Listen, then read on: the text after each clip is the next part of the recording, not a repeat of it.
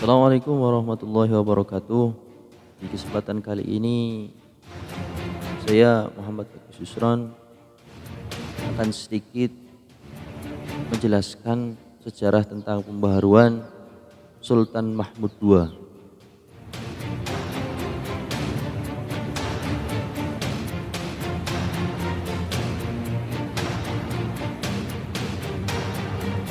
Sultan Mahmud II lahir di Sarai 11 Juli 1785.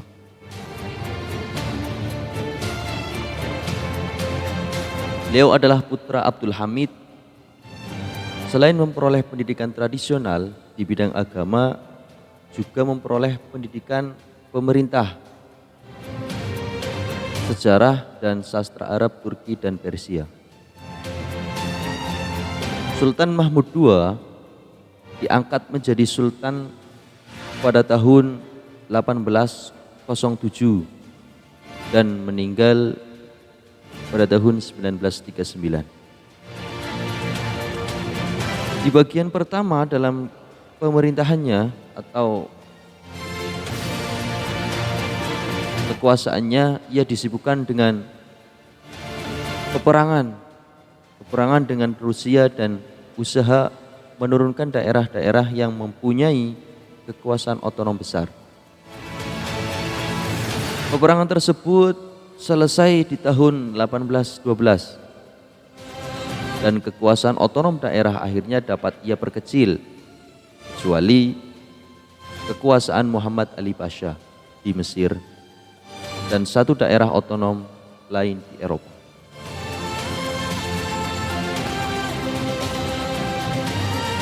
Pembaharuan Sultan Mahmud II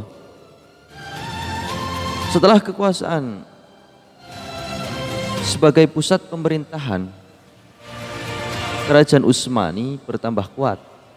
Sultan Mahmud II melihat bahwa tiba waktunya untuk memulai usaha pembaharuan yang telah lama ada dalam pikirannya. Berikut akan dijelaskan pembahasan yang akan dilakukan oleh Sultan Mahmud II atau pembaharuan yang akan dilakukan oleh Sultan Mahmud II. Pembaharuan yang pertama di bidang militer. Dalam hal ini Sultan Mahmud II dikenal sangat taktis dan strategis karena tentara yang baru adalah pelatih yang dikirim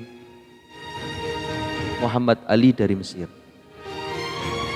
Adapun pembaharuan militer antara lain, yang pertama, yang satu, membentuk tentara kerajaan yang modern. Yang kedua, melumpuhkan tantangan dari pihak Janissairi sekaligus tantangan ulama atas pembaharuannya. Yang ketiga, membentuk korps atau kerajaan Utsmani yang baru atau tentara kerja Utsmani yang baru pada tahun 1826. Pembaharuan yang kedua, pembaharuan dalam tradisi Turki. Sultan Mahmud II dikenal sebagai sultan yang tidak mau terikat pada tradisi dan tidak segan-segan melanggar adat kebiasaan lama yang sultan-sultan sebelumnya menganggap diri mereka tinggi dan tidak pantas bergaul dengan masyarakat. Tradisi ini dilanggar oleh Sultan Mahmud II. Ia mengambil sikap demokratis, selalu muncul di muka umum.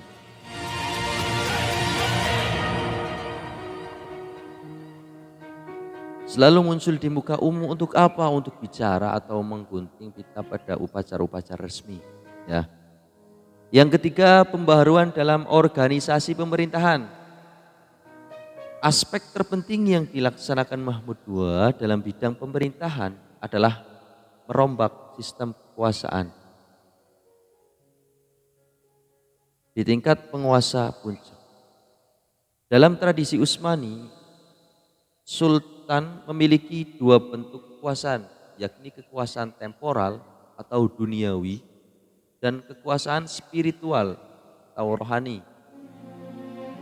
Sebagai penguasa dunia, ia disebut sebagai sultan dan sebagai penguasa rohani disebut sebagai khalifah. Yang keempat adalah pembaruan di bidang pendidikan. Sebelum abad modern, pendidikan di kerajaan Utsmani tidak menjadi tanggung jawab kerajaan, melainkan ditangani ulama yang orientasinya hanya pendidikan agama, tanpa adanya pengetahuan umum. Dan menurut Sultan Mahmud II, pendidikan seperti ini tidak akan bisa menjawab problem umat di abad modern. Sementara itu, mengubah kurikulum ketika itu merupakan suatu hal yang sulit. Sehingga Sultan Mahmud II mencari cara lain dengan menambahkan pendidikan umum atau sekolah pengetahuan umum dan sekolah sastra yang siswanya adalah lulusan terbaik dari madrasah tradisional. Yang kelima di bidang publikasi. Sultan Mahmud II mengupayakan bidang publikasi itu untuk menyebarluaskan gagasannya, untuk menginformasikan kepada masyarakat. Tahun 1831 ia menginstruksikan berdirinya surat kabar resmi pemerintah. 3 tahun setelah terbitnya surat kabar pemerintah, surat kabar ini tidak hanya memuat berita dan pengumuman resmi pemerintah, melainkan juga memuat artikel mengenai gagasan progresif di Eropa. Pembaharuan bidang ekonomi yang keenam ini. Yang keenam adalah pembaharuan di bidang ekonomi.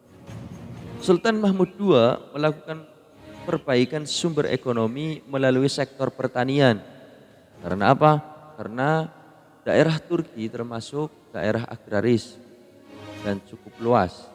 Nah, itu adalah sedikit sejarah tentang pembaharuan yang dilakukan oleh Sultan Muhammad II atau Sultan Mahmud II. Ya, maaf ya. Sultan Mahmud II. Jadi kesimpulannya dari pemaparan singkat di atas, saya ingin memberikan sebuah kesimpulan bahwa pembaharuan yang dilakukan oleh Sultan Mahmud II sangat luar biasa. Ia berani melakukan desakralisasi dari simbol-simbol kekuasaan yang ada di Turki, terutama hubungan dengan rakyatnya. Itu saja yang bisa saya sampaikan, kurang lebihnya mohon maaf. Bila ada kesalahan mohon dikoreksi, mohon dibenarkan. Sekian, assalamualaikum warahmatullahi wabarakatuh.